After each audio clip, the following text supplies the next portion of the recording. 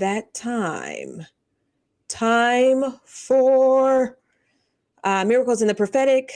And this time, overseer, prophet Katabia Henry is getting ready to join me as we continue talking about miracles in the prophetic. She has an amazing testimony of how God moved in her life and did some spectacular things, but how he kept her and how he spoke to her in the midst of keeping her so she could know what path to be on. So I'm excited about that interview, and we all need to hear from prophets who are moving in the prophetic and who are embracing all that God has called them to be. So without any further ado, let me bring her up. Voila, Prophet Katabia.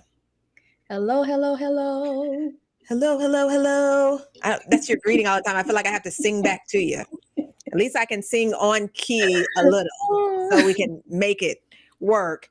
The singing, preaching prophet.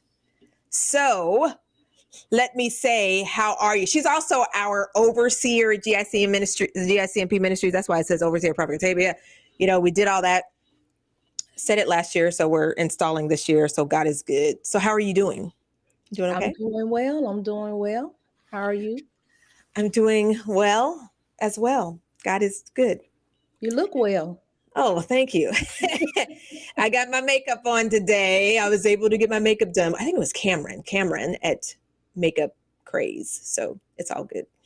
All right. So I told Prophet Katabia, well, here's what's happening. So many prophets have so many miracle stories, but a lot of times we never get to them because we're always prophesying and helping other people. So I want to be able to share that for others to understand that when God keeps you through something or pushes you through something, it's all about what he wants to do in and through you. Wouldn't you think? You think? Absolutely. I believe that. You believe that? All right. So let's get right to the, well, let me ask you this. Have you always known you were a prophet? No, I have not. I didn't even know I was any kind of preacher. So this is all a surprise to me. This second half of my life has been a surprise. It has been an awakening. I accepted my call into ministry in 2002. So Okay. prior to that, I had no idea that I was any kind of preacher. I loved to sing. I always wanted to sing. I Mm-hmm. used to sing in quartet groups, and I loved singing quartet music, going and traveling around. But preaching, standing in the forefront, doing anything other than singing, no, that was not in my mind, my spirit, my heart, or my agenda. It wasn't, but God put it there. And then, okay, so you accepted your call. Now, when Mhm. did you know you were maybe a prophet? Oof. Well, I went to church one night, and apostle that was there visiting, of course, called me out and said those words to me. But prior to him saying that to me, that I was a prophet, I started having, dreams and Dreams? seeing things, and these prophetic unctions to do things. I remember my grandfather, he was fine, but I was headed home, and Holy Spirit told me to go to his house because he was going to die. And I was like, okay. So I went to visit him, and he was fine. When I went to visit him, he was fine. But maybe a week or two later, I got a call. He was in the hospital, and I knew at that moment that he wasn't coming back home. Now, I didn't know that that had anything to do with the prophetic. I didn't have a clue, but there were certain things like that happening. All of a sudden I'm seeing things, I'm hearing things, I'm waking up with words and just all kinds of different things. But when that apostle on that night said that to me, that Mm-hmm. awakened my understanding. Okay, it's something bigger going on here. Mm. But there wasn't any prophetic teaching or training or anything in my area, which led me to go to the internet and just type those keywords in, What keywords? What keywords prophetic were that? training. What is a prophet? Things Really? of that nature. Mm-hmm. Mm-hmm. And lo and behold, you popped up Oh, really? in my search, in my Google search. Yes. And so I started following your ministry. For about a year, I just followed. I saw that there was prophetic, courses and Mm-hmm. services going on. And so that's what I did. And that started to give me a little more insight on what is a prophet and what does this mean for my life. But yeah, no, I didn't know I was a prophet or a preacher. Until an apostle said something, This is true. and then you had to do a search to see This what in is the world true. he's talking about. Okay, but what about when you were a minister? Mhm. At what point did you, how did you know you were called? Do you know? Well, how do I know? Is Or how because did you know? Yeah. suddenly, when I got serious about my relationship with God, Mm-hmm. I got married very young. Got Mm-hmm. married when I was 20 years old, and I realized I needed Jesus like never before, right? Because I'm Mm-hmm. starting a new season of my life and trying to understand where I am, what I'm supposed to do, what is a wife, Mm-hmm. what is a mother, and all these different things. I really started seeking God, and so things just started to happen in my spirit as I began to pray and study and meditate on the word of God. All of a sudden, God started talking to me. I could hear him in my spirit like I never have before. I will wake up with messages. And I will wake up hearing messages that I didn't even know was in the Bible. Mm.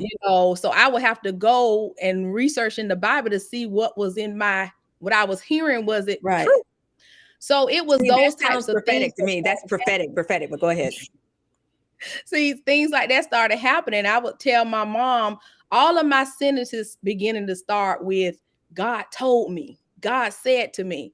I'm like, I don't hear anybody talking like this. I don't hear preachers saying God said or God told me Right, or right. I heard there. So I'm like, why am I always using this language? God said to me, God told Mm-hmm. me. But that's what was happening.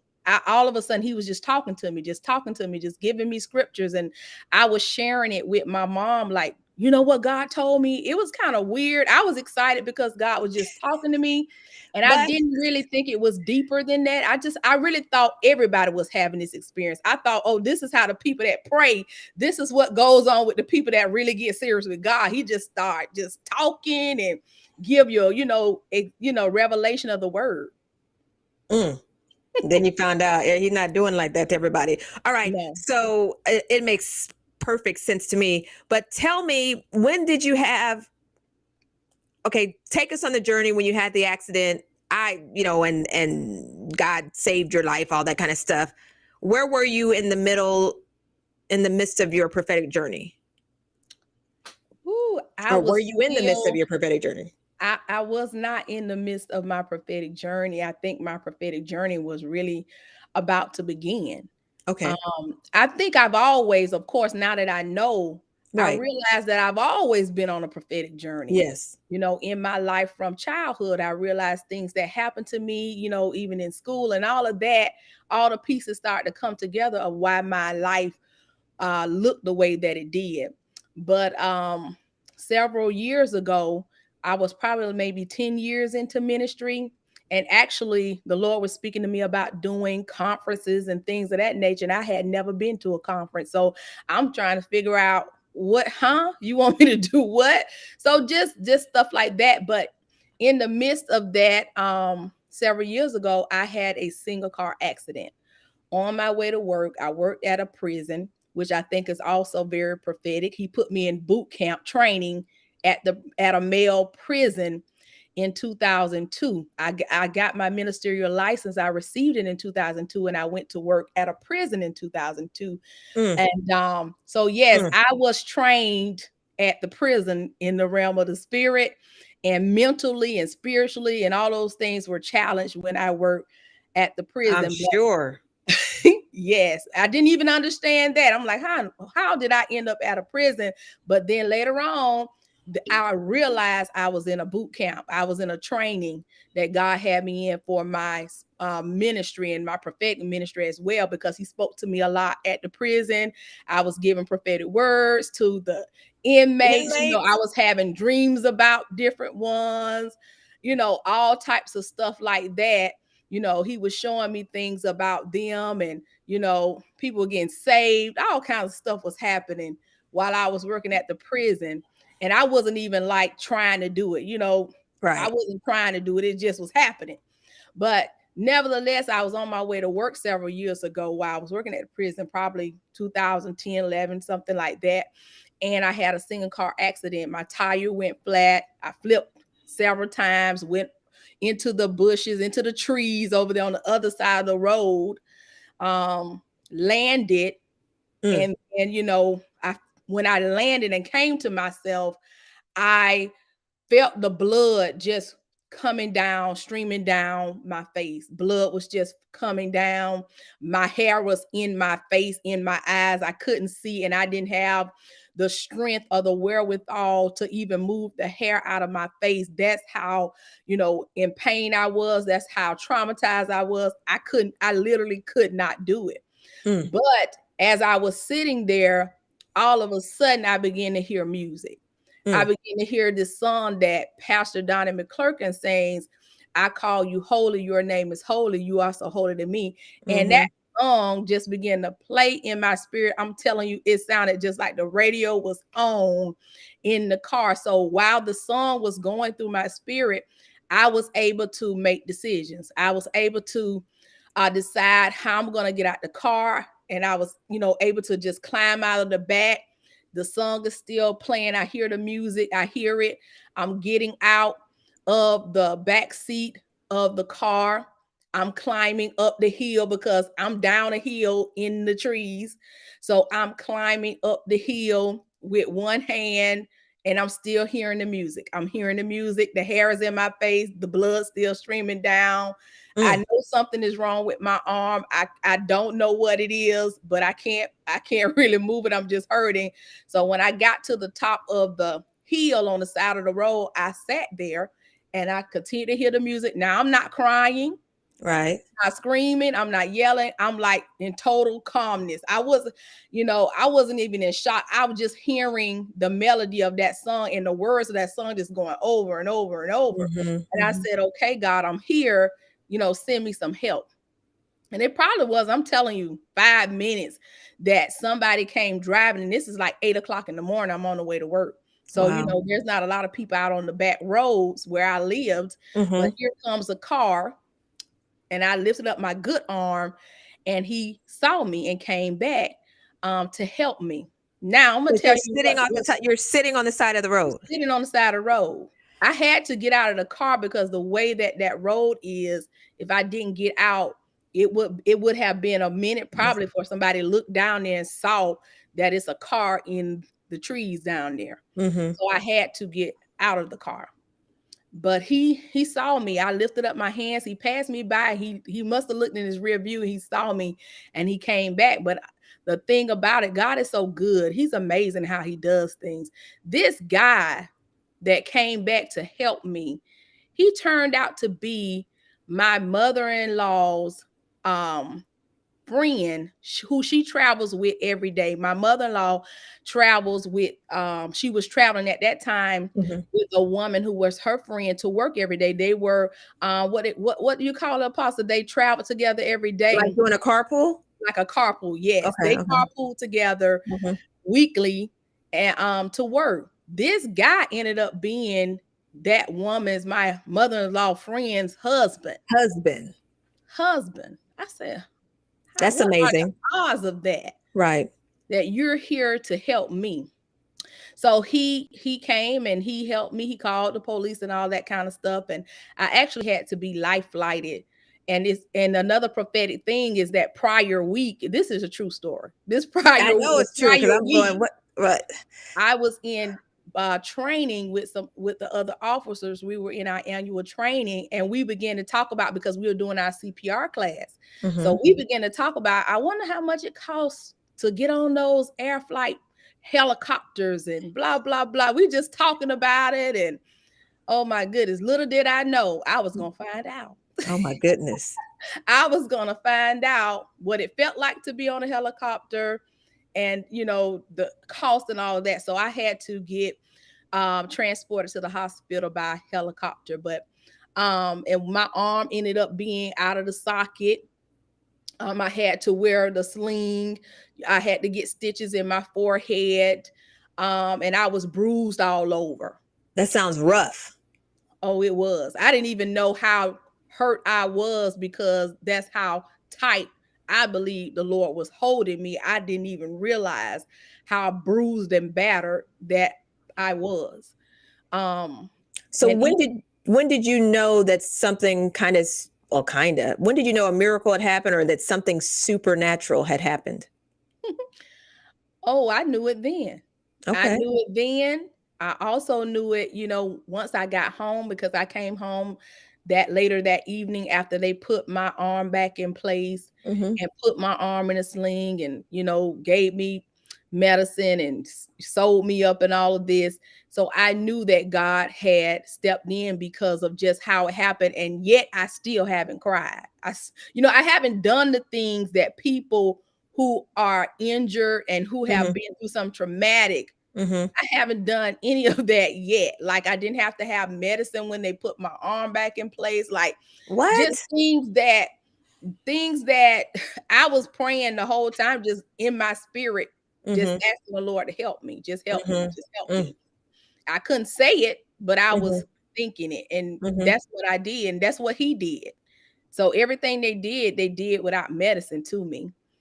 And sent me home, and gave me some medicine to go home with. But I knew that God was, all in it, because I was not, like I said, I wasn't in shock. I wasn't crying. I think I really was trying to accept the fact that something happened to me. That something crazy had happened. Yeah, something has happened to me. Like, my life was in danger. Like, and also, even when the tire actually blew, Mm-hmm. the first thing that I thought was Jesus. And I tell people this, when it came that moment that I knew I was getting ready to crash, Mm-hmm. I didn't think about my mom, my dad, my Mm-hmm. husband, my children. The first thing came to my spirit was I just called Jesus. That Jesus. was it. That was it. And once I was over there in the trees, then other thoughts came to mind, really. And I really couldn't even think about it then, because the song just started playing. So in that moment, the moment you think you may have all these different thoughts, Mm-hmm. all I thought about, Was he came Jesus. to me immediately. So, okay, let's dissect that a little bit more, because I think I remember some of it or most of the testimony, or bits and pieces. So you call on Jesus. Clearly, Jesus helped, but maybe you didn't know that Jesus helped as much as he helped, or that he sent help as much as he sent help until years down the road, or when? Yes. When did It you may start? have, Put the I pieces think it together. was like a year or so later Mm-hmm. that God spoke to me through a dream and showed me, he allowed me to hear the Right. conversation that he and I were having On that when I day. was in the car accident. Like, Okay. he let me hear it, which I So didn't know that this happened, you but didn't. You had no I heard, recollection. I had no recollection of it. But he reminded me in a dream. I actually heard he and I talking and saying, him asking me, do I want to stay here? And I'm like, yes, I want to stay here with my family. I want to, I want to do what you put me here to do. Like, we were having a conversation. And I really believe that he was showing me, I had a choice in the matter whether I was going to stay here and fulfill my purpose or my destiny, or was I going to just go on? We were Mm-hmm. having that conversation. So, and from the Bible, we see many times that God, when it came to death and people, that the Lord did speak to us about increasing life and, things of that nature. That he will have those types of conversations and make those kind of decisions based upon, our Our responses. will. And, Mm-hmm. yeah, our will, it happens that way. And so that's what he showed me. And I believe at that particular time, he revealed it to me because I still I wasn't sure about my purpose. I wasn't sure about who I was or why, what he wanted with me. Yes, I was a minister, I'm preaching, but I was still in a time where I didn't understand what was so important that he wanted me to do, what was so special, about the call on my life. And he literally had to let me know that I didn't even have to be here right now. Like, I could have been gone, I shouldn't even be here, but I'm here on purpose, for purpose. And that's what I realized from him revealing that to me, that listen, you're here. And there was a moment you decided to be here. And so I really took that very seriously. And I really got serious about, my purpose, my identity, and what God wanted from me and what he had invested in me, and how he even blessed me to have another opportunity to really embrace it and go in a direction that he has for my life. So that really, it really brought me to a place to really start getting focused. So after that accident, that was around the time where I really started getting serious about my prophetic call, because here I am. I was told I'm a prophet, and I researched some things, and yes, I can kind of, pinpoint, okay, that makes sense. That makes sense. But yet, I'm still lost on what I'm supposed to do. How does this happen? How does this manifest? So, that was long the time where I was following your ministry. I had to decide whether I was going to get in classes, or, what was I going to do? I had to make some decisions. Goodness. You had to make some decisions. I had to make some decisions. Because God came back to you in a dream to remind you of why he left you here. Correct. I would say that's prophetic. I would say that's a life. So that was really a life-changing experience. And then what else? When did you realize or figure out that maybe it appeared as though somebody else had helped you, that you didn't get out on your own, even though you got out on your own? Or did that ever cross your mind? Well, it didn't really cross my mind. I mean, the whole time I knew that God got me out of that vehicle. Okay. Because I still don't know how I did it. I was able to think it through while I was hearing the music and able to do it. But I know that I didn't just do it on my own. I was in too much pain. I was beat all up. I had one arm that was working.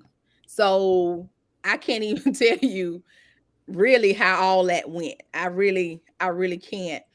But I know that it was supernatural. And, years later, I know after talking with you one night and we were just going through it and rehearsing it, I believe you were doing a teaching as well. You had just got finished doing a teaching on angelic assistance and presence and help. And that's what really brought it to mind. Like, oh my God, I believe angels. They had to. Lord were with me. Because I'm telling you, that song was so clear, the radio had to be on in my car. That's how clear it was. That's how it was just going on and on and on. It was really supernatural. Now, when you got out, or between the time the man came back and found you and the paramedics got there, did anybody ask you anything? Or were they just like, or do you remember? The only thing they asked me was, did I have on my seatbelt? Because they said, and I told them, I don't even remember. I hope I did. I believe I did. And the guy was like, well, you had to have had it on because you would have been out of your windshield, because I had no windshield was broken. Everything was just, and I wish I had the pictures to bring them and show them today. But, we'll put them in there. We'll find the pictures. Everything was the way, that my car was damaged. They knew that this was really, I was blessed to be here because of the way the damage of my vehicle. And, I could have easily been through the windshield if I didn't have something securing me. Yeah. So now the question comes to mind. How did that really impact you then a year later? How did that really impact you regarding embracing your prophetic call and just moving forward without apology? How did this miracle in the prophetic affect your prophetic journey? Well, and let me just add this also, Apostle. I told you I was in a arm sling. Yes. Because the doctor told me, if your arm doesn't heal, you're going to have surgery and so forth and so on. So, Mm-hmm. I was praying, saying, Mm-hmm. Lord, heal my arm. I don't want to have surgery, so forth and so Mm-hmm. on. I went to church one night Mm-hmm. with my arm in the sling, and a little girl was sitting in front of me. We got up. It was a moment for us to get up. And she had to be like 10 or 11. The little Mm-hmm. girl turned around and said, God said he's going to heal your arm. Your arm, Wow. he said, your arm is healed. And I know that was God speaking to her because that's what I had been praying. That's what I had Wow. been saying. So, the miracles continue. And of Mm-hmm. course, I didn't have to have surgery on my arm. My arm healed up. I was perfectly fine. So yes, That's a miracle. that's a miracle. Right. She confirmed it. A little girl, like Out that's of the I mouths of babes. Yeah. she just turned around and told me so sweetly, God's gonna heal your arm. He said you're gonna. I was like, okay. Oh So my yes, goodness. yes. So just prophetic things are happening. Miracles are happening. Healing is happening because my body is bruised. I was out for weeks because of the bruising that had to heal, and I actually had to go to the doctor multiple times Mm, for to get checked for clots and things of that nature. So it was a constant prayer for healing for my entire body. mm. All right. Was having allergic reactions to medications.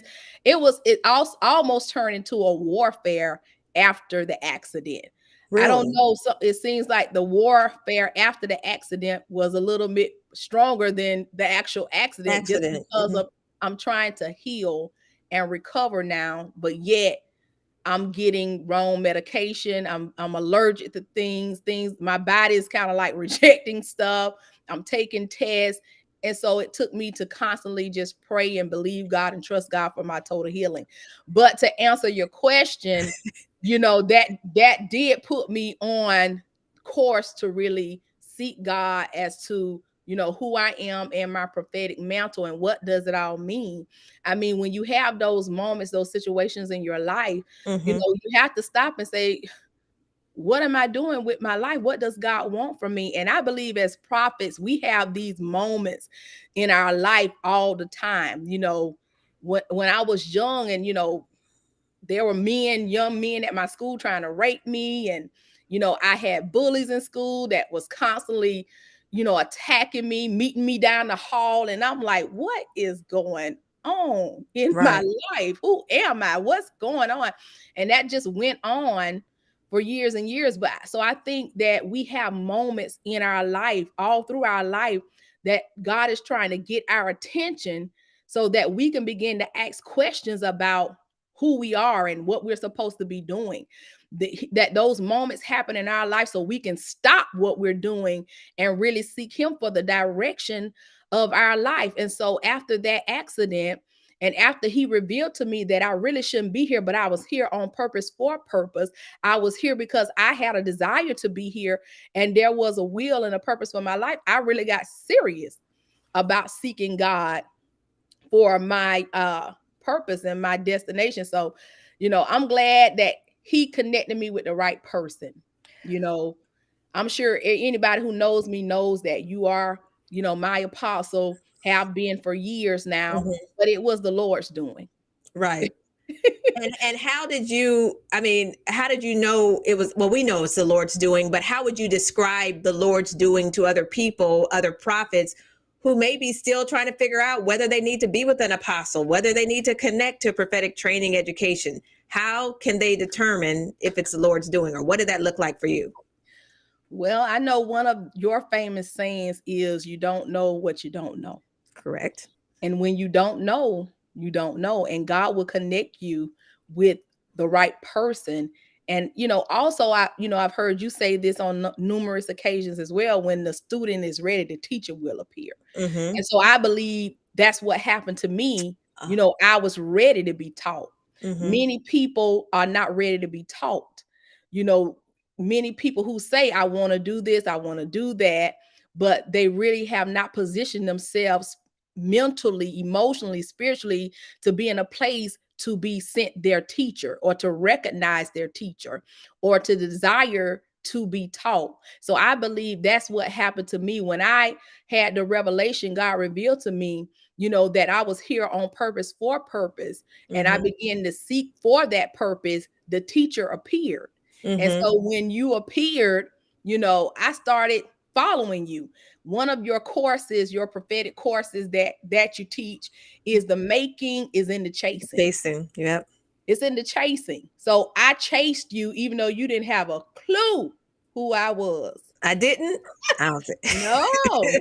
No, not in the beginning. You didn't. Right, I got it's you. like this. It's just another student. Right. Oh, it's definitely. just another student. It's just another person who has signed up for something. It's just another person that's on Facebook Live typing in the comments. It's just another person. One of the thousands. Yeah. Yes. And many prophets or prophetic types spend a lot of time asking questions, a lot of time saying, "Ooh, that's confirmation," but we have to really make a decision that we're going to go beyond our confirmations. We're going to go beyond just asking questions and get answers. And we're really going to position ourselves to connect and align with the person, that God is clearly connecting us with. And I think you can determine that when you hear their voice, when you hear the things that they are saying, and it's resonating with the spirit within you. That's a clear indication that there's something bigger to this than I may have imagined. So I think it's so important that we ask God, who is my Moses? Who is the person who has the voice, God, for my journey, for my life in this season? Who has the directions, the instructions for me? And God will send them. They will appear. They will appear, and you have to have that desire to want to seek after God's purpose, but they will appear. And you appeared. Right. And I think in appearing, I remember you saying God also caused me to appear in some of your dreams as well. Yes. But what was that about? Yes. That was about me praying and asking the question, is this my apostle? Is this the person that is supposed to speak into my life? Is this the direction that I am to go in? I was just praying about it. And he gave me that dream. I had a dream that I was in a sanctuary. And I actually came in the sanctuary in a wheelchair. I was in a wheelchair, and I just heard your voice. I didn't see you in this dream. I heard you. And when I heard you, I knew it was you. And I knew within myself that I could get up out of that chair and walk. And that's what I did. I heard your voice. I got up out the chair and I walked. So when I woke up from that, I said, okay, God, that's clear. That's clear enough. I got it. You don't have to tell me anymore. I'm great. And so that's how that happened. So yes, I mean, when you're praying and you're really desiring and seeking God for, your purpose or the direction of your life, he will show you, whether it's in a dream, whether it's in a vision, whether it's a word, he will reveal it to you. But it's up to us to decide, because I could have had that dream and still been saying, but what? But how? But who? Right. And doing all these other things. Exactly. And I think the great part about that, this is, you had to make a decision, because we're not in the same location, even though we're a couple hours apart. That wasn't normal to you or anybody else around you to say, okay, I can connect in covenant over here. I know this apostle is supposed to cover me. I mean, talk to me a little bit about that journey, and how long did it really take you to get solidified in knowing, okay, this is my apostle for real, for real. I'm connected to GICMP. I'm in covenant, and I'm sticking and staying.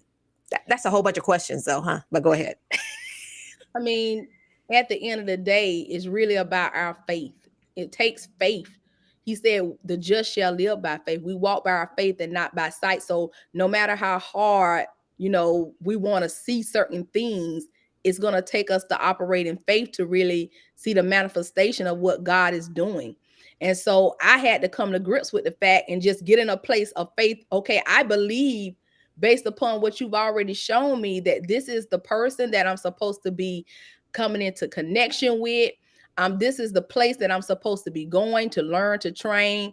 And I made my mind up. I made a decision. I believe God showed me this, and I went with that. I didn't need to call anybody. I didn't need to go on a 20-day fast, sabbatical. I didn't need to do all those things. I needed to believe God.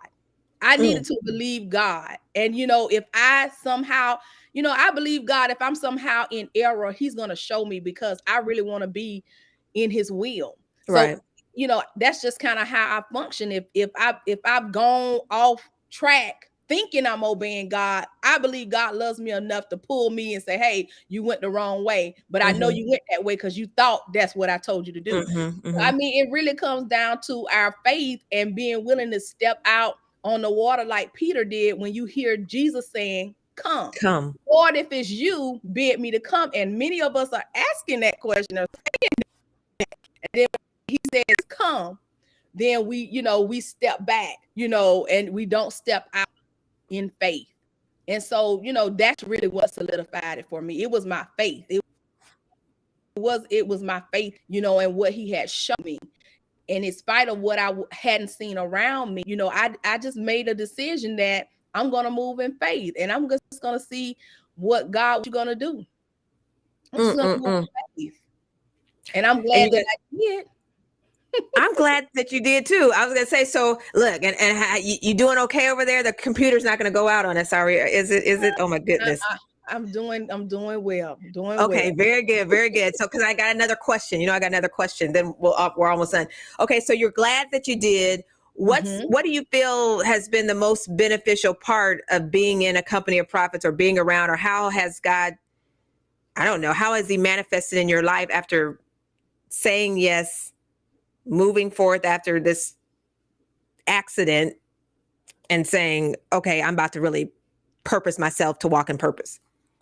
That's a lot too. Sorry. Oh, well, how have I benefited? I mean, yeah, the fact that you can come into a tribe or an organization, a prophetic organization, and know that you're not alone.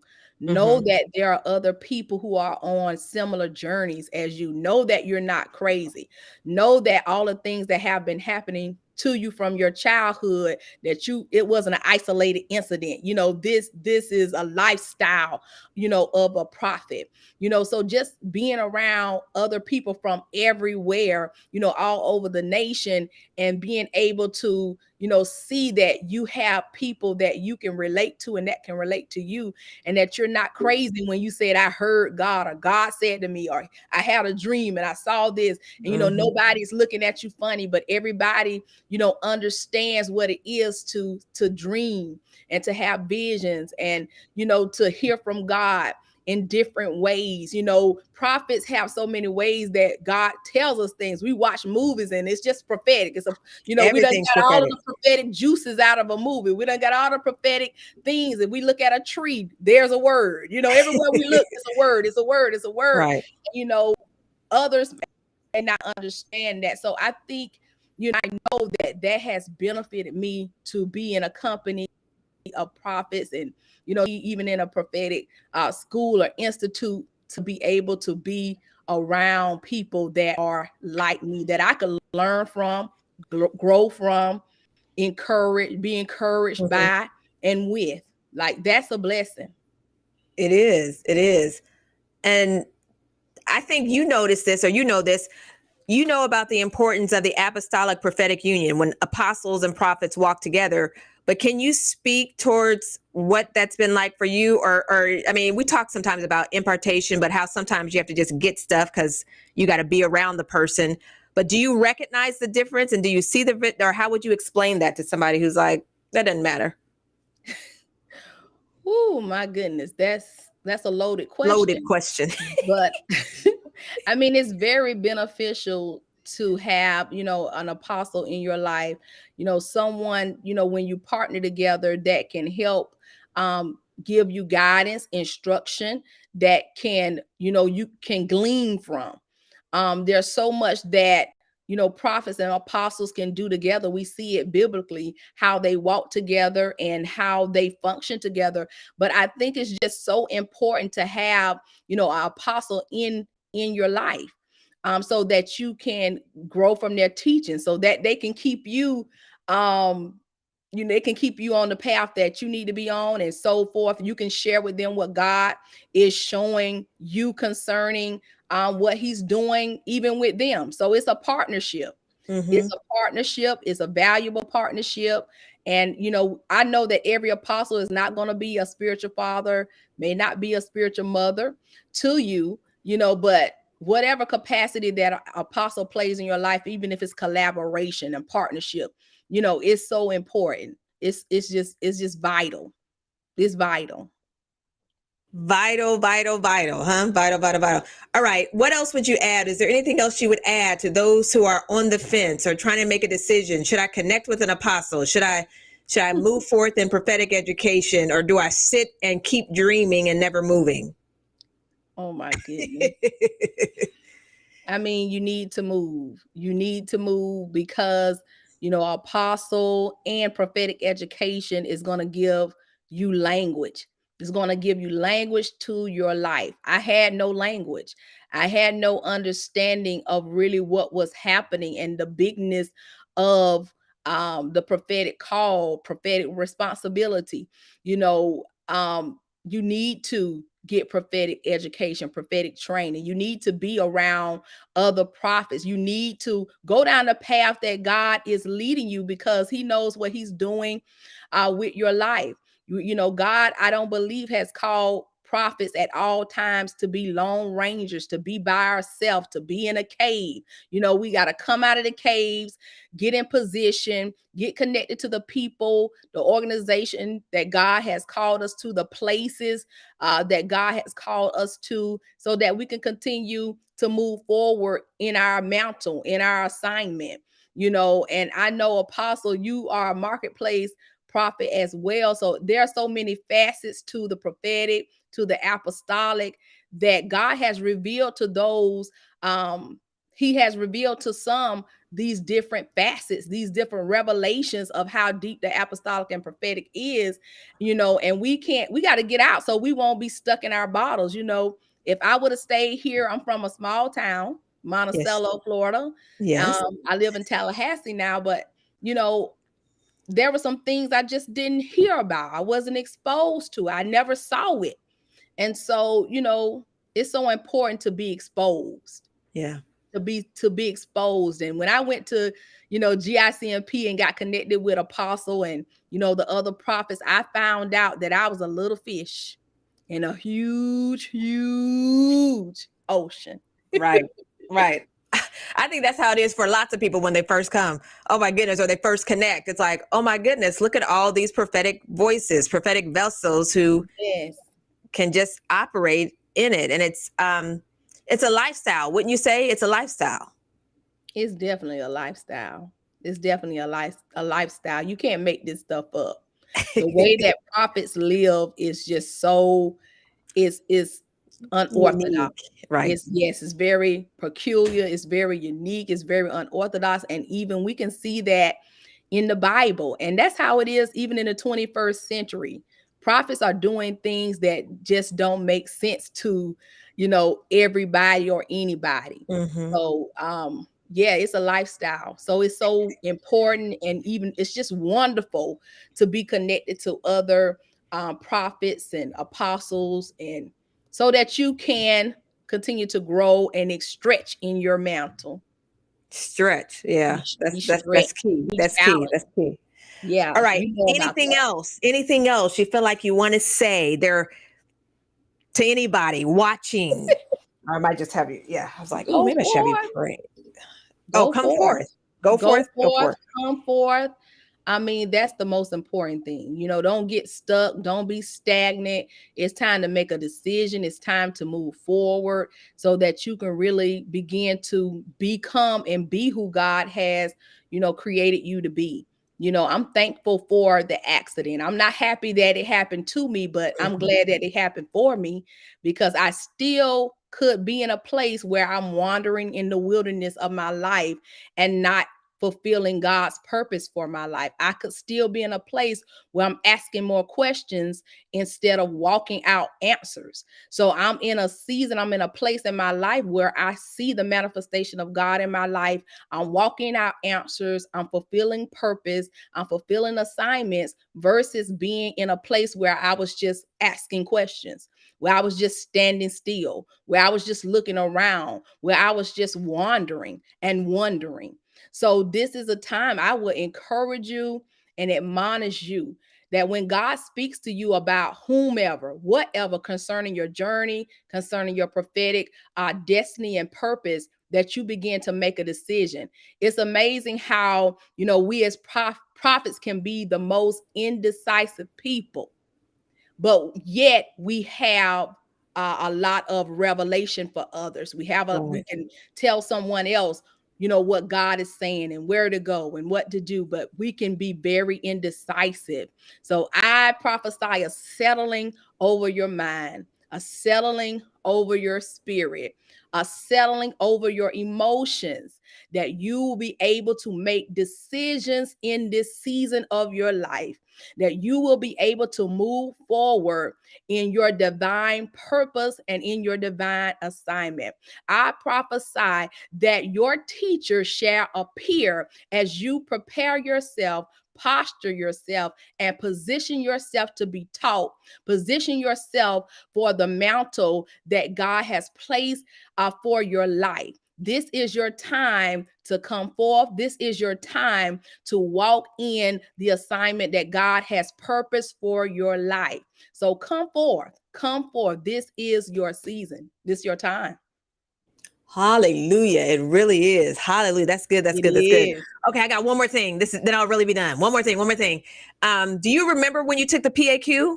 And do you remember how that impacted you or what came forth? Oh my goodness. Yes, I remember I took the PAQ. That was a very detailed assessment.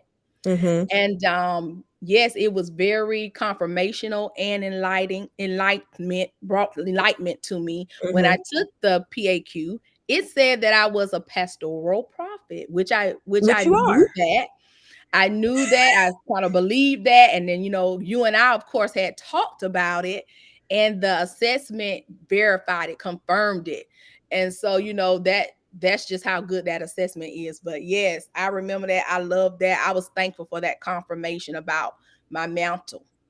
Was it, it was definitely confirmation. Was it shocking as far as how confirming it was, or it was? It was shocking because it said it straight out, pastoral prophet. It's like, well, I'm a prophet. Why do I want to pastor people? Like, why do I feel this, things that you are, already thinking, why was I feeling this yearning to pastor people or help people in certain ways? And, when you notice prophets are so different, and some prophets don't want to have anything to do with pastoring anybody. Right. So, I was wondering why I was feeling a draw to do that. But once I took that, and of course we talked about it, once I took that, I was very surprised that it came right. It spit it out. It spit it out, and there was, this is a very detailed assessment. It has like hundreds of questions. And so from those hundreds of questions, that it was able to, spit out my mantle assignment, along with a lot of other great information, things to work on, all of that kind of stuff. It was very detailed, and I was glad about it. It gave me some confirmation, some clarity, and confidence about the direction that I was going in. I know, that's great. So you would definitely say, because that's one of the goals of this Miracles in the Prophetic Summit, is to really get people, just take the PAQ. If you're confused, just take the MAQ or take the PAQ, because it's going to give you an answer, right? It's going to give you the right answer. It's going to give you an answer. It's going to give you answers with an S. Like you're going to be overwhelmed with answers. Overwhelmed with answers. You may come in with a lot of questions, but when you get that assessment back, you're going to have a lot of answers. It's going to answer the questions. It's going to give you clarity. It's going to give you language to what you couldn't put language to. Yeah, it's going to confirm. So definitely take the assessments. I'm so glad that those assessments are available, that those assessments are here for prophets, because it's needed. It's needed. Oh my goodness, it really is. All right. Cool beans. I think that's it. You prophesied to the folk. We talked about the assessments, and I think that's it. You got anything else? You good?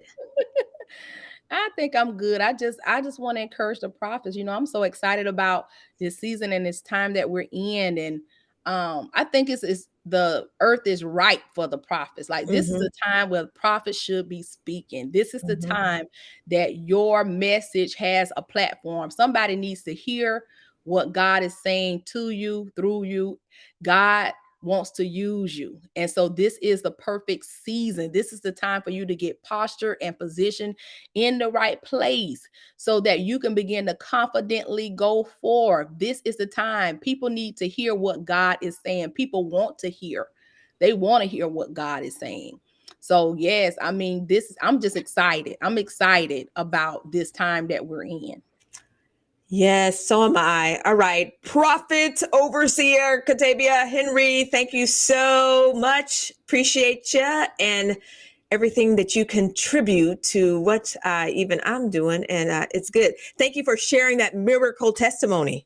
Oh, listen, miracles are for the prophets also. I believe so. I mean, that is something I think about too. I have to tell, us prophets, our mantle works for us. Yes. That's something that you taught me. You taught me that, our mantles work for us, not just for others. So miracles are for the prophets as well. God wants to do miracles in our lives as well.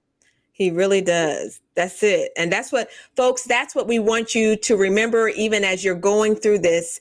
Again, thank you, Prophet Katabia. But folks, we want you to remember that you can believe the word of the Lord, you'll be established. Believe the word of the prophet. Guess what? And you shall prosper. That means you as well, prophet, that you're going to prosper when you obey the word of the prophet. And I feel like this miracles in the prophetic is just a long prophetic word for all of y'all, for each and every one of you, because this is a season where you need to know who you're called to. You need to know what you're called to do, and you need to embrace it without apology. So that's why we're encouraging you to take the PAQ, take the MAQ, to make a decision to go forth in prophetic education. Make a decision to admit you want affirmation. Make a decision to admit you need education. Make a decision to commit. And I'm telling you, if you make a decision to commit, God is going to work everything else out. So again, it was great having Overseer Prophet Katabia Henry with us today. And I want you to make sure that you sign up, do whatever you got to do, look up, down, around, whatever, click on that link and register today to take the MAQ, the PAQ. And for some of you, go ahead and register to enroll in our Institute for Education and our College of Prophets. Until next time, God bless you, and we will see you when we see ya.